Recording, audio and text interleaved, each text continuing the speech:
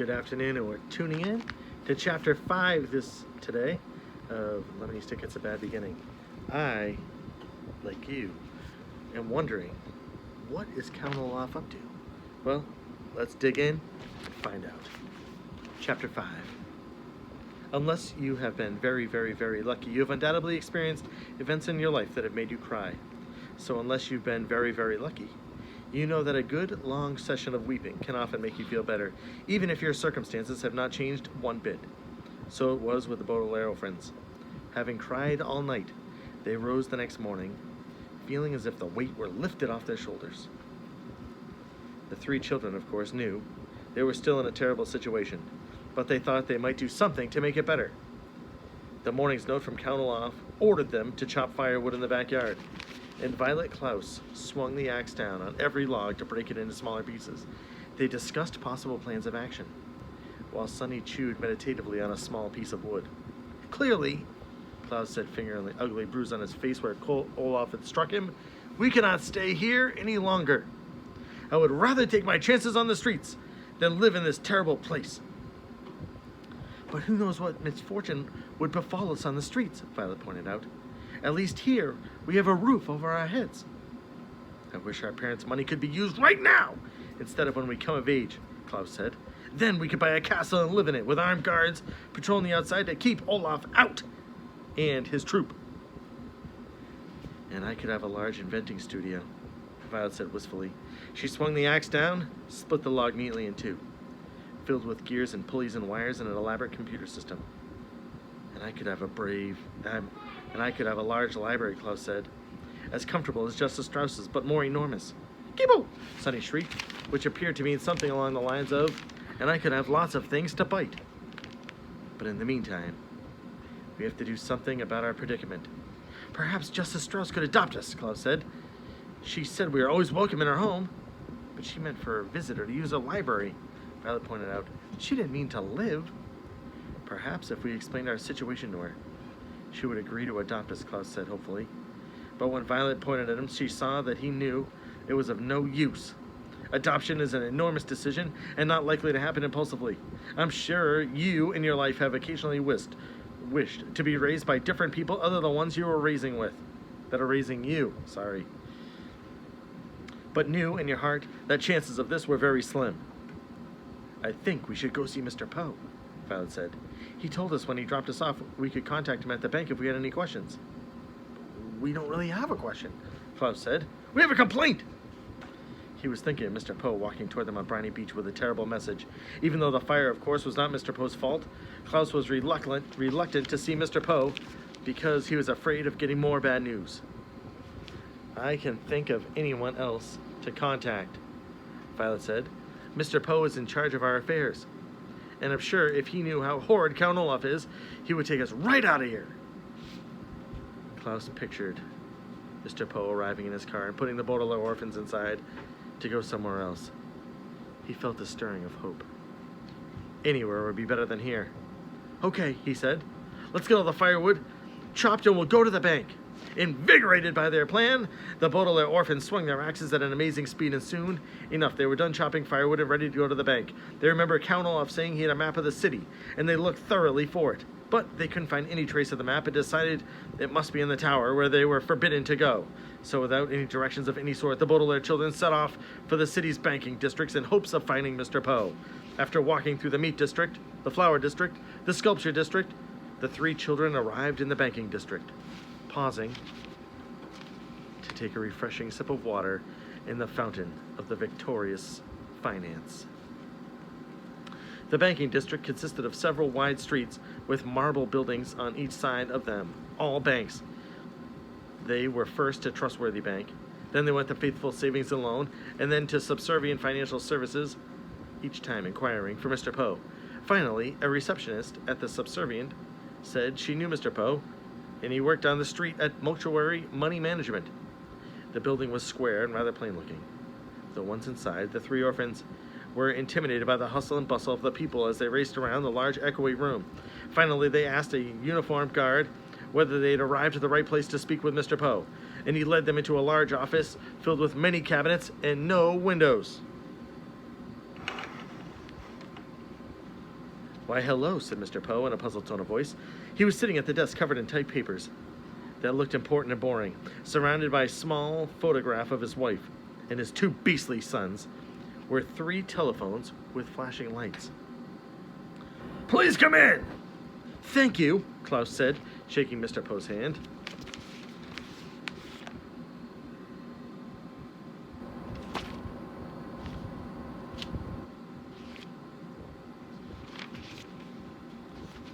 The Baudelaire youngsters sat down in 3 large, comfortable chairs. Mr. Poe opened up his mouth to speak, but had to cough into a handkerchief before he could begin. I'm very busy today, so I don't have much time to chat. Next time we should call ahead in time. We could plan on being in the neighborhood or something. And I will put away some time and I could take you out to lunch. That would be pleasant. And we're sorry we didn't contact you before we stopped by, but we find ourselves in an urgent situation. Count Olaf is a madman, Klaus said. We can't stay with him. He struck Klaus across the face. See his bruise? Violet said. But just as she said it, one of the telephones rang in a loud, unpleasant wail. Excuse me, Mr. Poe said, and he picked up the phone. Poe here. Yep. Yes. Yes. Yes. Yes. No. Yes. Thank you. He hung up the phone and looked at the Baudelaires as if he'd forgotten that they were there. Oh, I'm sorry. What were you talking about? Oh, yeah, Count Olaf. I'm sorry you don't have a good first impression of him. He's only provided us with 1 bed, Klaus said. He makes us do many difficult chores, and he drinks way too much wine. Excuse me, Mr. Poe said to another telephone rang. Poe here. 777. Yeah, 6.5, 7. Yeah, you're welcome. He hung up the phone and quickly wrote something down on one of the papers. Then looked at the children. I'm sorry, what were you saying about Count Olaf making you do some chores? That doesn't sound so bad. He calls us orphans. He has terrible friends. He's always asking about our money. Poco! This was from Sonny. Mr. Poe put up his hand. He'd heard enough. Children! Children! You must give yourself time to adjust to your new home. You've only been there for a few days. You've been there long enough to know that Klaus is nothing but a madman! Mr. Poe sighed. They looked at each other. His face was kind, but it didn't look like he'd really believed that the Baudelaire orphans were saying, and familiar with the Latin term, in loco parentes, he asked. Violet and Sonny looked at Klaus, the biggest reader of the 3, but he was the most likely to know any vocabulary words and foreign phrases. Something about trains? He asked. Mr. Poe was going to take them on a train to another relative. Mr. Poe shook his head. In loco parentes means in acting in the role of a parent, he said. It's a legal term, and it applies to Count Olaf. Now that you're in his care, the Count may raise you using any methods he sees fit. I'm sorry if your parents did not make you do any household chores, if you never saw them drink any wine, or if you like their friends better than Count Olaf's. But these are things that you must get used to. Count Olaf is acting in loco parentes. Understand? But he struck my brother. Look at his face. As Violet spoke, Mr. Poe reached into his pocket for his handkerchief, covering his mouth. He coughed many times into it. He coughed so loudly that Violet could not hear and be certain that he heard her at all. Whatever Count Olaf has done, Mr. Poe said, glancing down at one of the papers in the circling number, he is acting in loco parentes, and there's nothing I can do about it. Your money will be well protected by myself and the bank, but Count Olaf's parenting techniques are his own business. Now, I hate to utter you out in post haste, but I have very much work to do. The children sat there stunned. Mr. Poe looked up, cleared his throat. Post haste means you'll do nothing to help us. Violet finished for him. She was shaking with anger and frustration. As the phones began ringing, she stood up and walked out of the room, followed by Klaus, who was carrying Sunny. They stalked out of the bank and stood on the street, not knowing what to do next. "What shall we do next?" Klaus said. Violet stared up at the sky. She wished she could invent something to take all this away. It's getting late. We might as well just go back. Think of something else tomorrow. Perhaps we can stop by and see Justice Strauss. But you said she wouldn't help us, Klaus said. Not for help, for books. It's very useful when one is young to learn the difference between literally and figuratively. If something happens literally to you, it actually happens. If something happened figuratively, it feels like it's happening. If you literally are jumping for joy, for instance, it means that you're leaping in the air because you're very happy. If you're figuratively jumping for joy, it means that you're happy and that you could jump for joy, but you are saving your energy for other matters.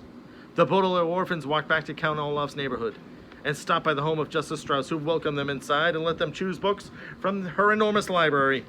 Violet chose several of mechanical inventions. Klaus sold several on wolves, and Violet found a couple of books with pictures of teeth inside.